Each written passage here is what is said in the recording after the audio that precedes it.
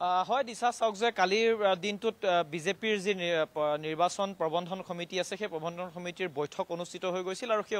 ইতিমধ্যে যেহেতু দিলীপ শইকীয়াৰ ভাষ্য আমি ইতিমধ্যে শুনাইছোৱে যে কেনেধৰণে তেওঁলোকে নিৰ্বাচনক লৈ প্ৰস্তুতি চলাইছে আৰু নিৰ্বাচনৰ প্ৰাৰ্থী তালিকা চূড়ান্ত কৰাৰ ক্ষেত্ৰত নিৰ্বাচন প্ৰবন্ধন সমিতিয়ে সিদ্ধান্তবোৰ কালি গ্ৰহণ কৰিছে আৰু আজি বিয়লি ভাগলৈ প্ৰাৰ্থী তালিকা ঘোষণা কৰিব বিশেষকৈ জিলা পৰিষদ আৰু আঞ্চলিক পঞ্চায়তৰ যিসকল প্ৰাৰ্থী থাকিব দলীয় চিহ্নত যিসকলে নিৰ্বাচন খেলিব সেই নিৰ্বাচন খেলিবলগীয়া যিসকল প্ৰাৰ্থী আছে তেওঁলোকৰ তালিকা ঘোষণা কৰিব কিন্তু প্ৰাৰ্থী তালিকা ঘোষণা কৰিবলৈ যাওঁতে বিজেপিয়ে কেইটামান দিশ বিশেষকৈ নজৰ ৰাখিছে বা তেওঁলোকে তাত গুৰুত্ব প্ৰদান কৰা দেখা পোৱা গৈছে বিশেষকৈ বিজেপিয়ে এইবাৰ যিবোৰ জিলা পৰ্যায় বা আঞ্চলিক পঞ্চায়তৰ যিসকল প্ৰাৰ্থী তেওঁলোকে ঘোষণা কৰিছে সেই ঘোষণা কৰাৰ সময়ত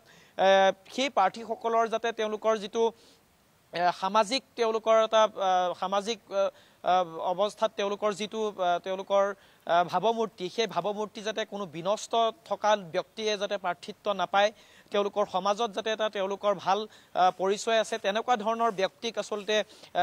বিজেপিয়ে প্ৰাৰ্থিত্ব দিব বিচাৰিছে এক কথাত ক'বলৈ গ'লে পঞ্চায়ত নিৰ্বাচনটোৰ যিসকল প্ৰাৰ্থী হ'ব বা যিসকল প্ৰাৰ্থী তেওঁলোকে জয়ী কৰাই আনিব বিচাৰিব সেইসকলৰ যাতে তেওঁলোকৰ ভাৱমূৰ্তি সমাজত এটা ভাল ব্যক্তি হিচাপে ভাল এগৰাকী জনপ্ৰতিনিধি হিচাপে তেওঁলোকক যাতে সমাজে চিনি পায় তেনেকুৱা ধৰণৰ প্ৰাৰ্থী তেওঁলোকে এবাৰ সন্ধান চলাইছিল আৰু সেই সন্ধানৰ পিছতে কালি তেওঁলোকে চূড়ান্ত কৰিছে আৰু এইটো এইকাৰণে যে কাৰণ সন্মুখত বিধানসভা নিৰ্বাচন আছে আৰু বিধানসভা নিৰ্বাচনৰ সময়ছোৱাতো মুখ্যমন্ত্ৰী হিমন্ত বিশ্ব শৰ্মাই হওক বা ৰাজ্যিক সভাপতি দিলীপ শইকীয়াই হওক সেইটো বাৰে বাৰে কৈ থকা হৈছে বা ৰাষ্ট্ৰীয় সাংগঠনিক সাধাৰণ সম্পাদক BL সন্তোষৰ পৰাও সেই ধৰণৰ কিছুমান তথ্য তেওঁলোকৰ ইনফৰমেশ্যন আহিছিল যে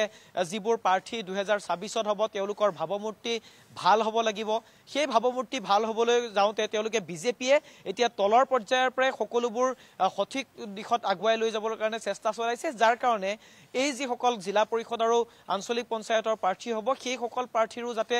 তেওঁলোকৰ সামাজিক ভাৱমূৰ্তি বিনষ্ট নহয় বা সামাজিক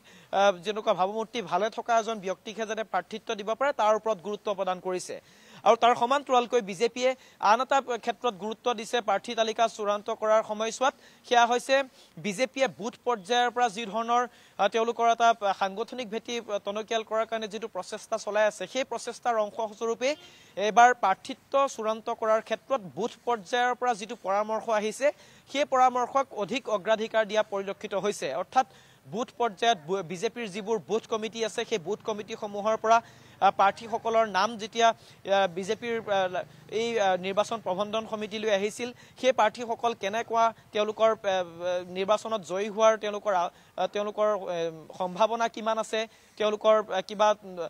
বদনাম আছে নেকি সেই সকলোবোৰ বুথ কমিটিৰ পৰা ৰিপৰ্টবোৰ সংগ্ৰহ কৰিছে আৰু বুথ কমিটিয়ে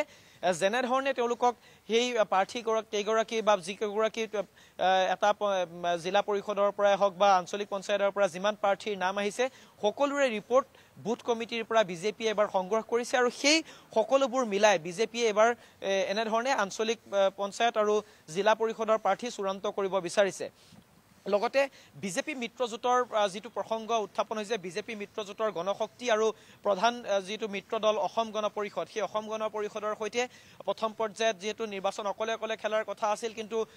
নিৰ্বাচন ঘোষণা হোৱাৰ পিছত যি ধৰণে সিদ্ধান্ত গ্ৰহণ কৰা হ'ল যে বা বিজেপিয়ে এই যিকেইটা জিলা পৰিষদ আৰু আঞ্চলিক পঞ্চায়তত একেলগে অৱতীৰ্ণ হ'ব এই মিত্ৰতাৰ বান্ধোনত বান্ধ খাই তেওঁলোকে আগুৱাই যাব এই সকলোবোৰ দিশ এবাৰ বিজেপিয়ে চাব লগা হৈছে ব্ৰিক বাদাৰ হিচাপে আৰু এই কাৰণে অসম গণ পৰিষদক কি আসন দিয়া হ'ব অসম গণ পৰিষদে কিমানখন জিলা পৰিষদ বা কিমানখন আঞ্চলিক পঞ্চায়তত খেলিব সেই সকলোবোৰো যিহেতু বিজেপিয়ে ইতিমধ্যে আলোচনা কৰিছে আৰু এক কথাত ক'বলৈ গ'লে বিজেপি মিত্ৰজোঁটে এবাৰ অসম গণ পৰিষদকো পঞ্চায়ত নিৰ্বাচনত হতাশ নকৰে কাৰণ অসম গণ পৰিষদৰো তৃণমূল কৰ্মীসকলৰ তেওঁলোকৰ আশা আছে তেওঁলোকৰ যিবোৰ তেওঁলোকে নিৰ্বাচনত পঞ্চায়ত নিৰ্বাচনত তেওঁলোকেও এটা ভাল প্ৰদৰ্শন কৰাৰ এটা তেওঁলোকে পৰিকল্পনা লৈছে যিহেতু সন্মুখত 26ৰ নিৰ্বাচন সেয়েহে যিটো আমাৰ হাতত খবৰ অনুসৰি বিজেপিয়ে এবাৰ মিত্ৰদল অসম গণ পৰিষদকো পঞ্চায়ত নিৰ্বাচনত হতাশ নকৰে বুলিয়ে খবৰ আছে আৰু এনে সময়ছোৱাত দিলীপ শইকীয়াৰ যিটো ভাষ্য কালি তেওঁ প্ৰদান কৰিছিল ইতিমধ্যে যিহেতু কৈছে যে এখন জিলা আৰু কেইটামান বিশেষ সমষ্টিত প্ৰাৰ্থী তালিকা এতিয়াও চূড়ান্ত হোৱা নাই যিখন জিলাৰ কথা উল্লেখ কৰিছে সেই জিলাখন গোলাঘাট জিলা গোলাঘাটত যেহেতু অসম গণ পৰিষদৰ সভাপতি অতুল বৰাৰ গৃহ জিলা সেয়েহে অতুল বৰাৰ অসম গণ পৰিষদে কিমানখন আসন দিব বা অসম গণ পৰিষদে কোন কোন পঞ্চায়তত কোন কোন জিলা পৰিষদত খেলিব বিচাৰে সেই সকলোবোৰ এতিয়াও চূড়ান্ত হোৱা নাই, যাৰ কাৰণে গোলাঘাটখন হয়তো আজি ঘোষণা নকৰে, যিটো দিলীপ শইকীয়াই ইতিমধ্যে ভাষ্যত ঘোষণা কৰিছে, য'ত কেইটামান বিধানসভা সমষ্টিৰ কথা উল্লেখ কৰিছে। এক কথাত ক'বলৈ গ'লে বিজেপিয়ে নিজৰ প্ৰাৰ্থী চূড়ান্ত আজি তালিকা যিহেতু ঘোষণা কৰিব, আৰু তাৰ সমান্তৰালকৈ বিজেপি মিত্ৰজোঁটে বা অসম গণ পৰিষদক কি আসন এৰি দিব সেয়াও আজিৰ তাৰিখতে চূড়ান্ত হ'ব। আৰু আনহাতে গণশক্তিৰ যিসকল প্ৰাৰ্থী থাকিব সেই গণশক্তিৰ প্ৰাৰ্থীসকলেও বিজেপিৰ চিহ্নতে নিৰ্বাচন খেলিব লাগিব। যদিও গণশক্তিৰ তেওঁলোকে প্ৰাৰ্থী হিচাপে তেওঁলোকে অৱতীৰ্ণ হ'ব, তথাপিও কিন্তু বিজেপিৰ চিহ্নতে তেওঁলোকে জিলা পৰিষদ বা আঞ্চলিক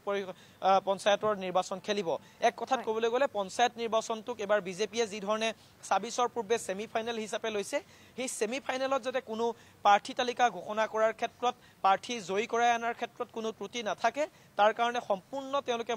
ইয়াত মনোযোগ দিছে আৰু বুথ পৰ্যায়ৰ পৰা পৰামৰ্শ গ্ৰহণ কৰিছে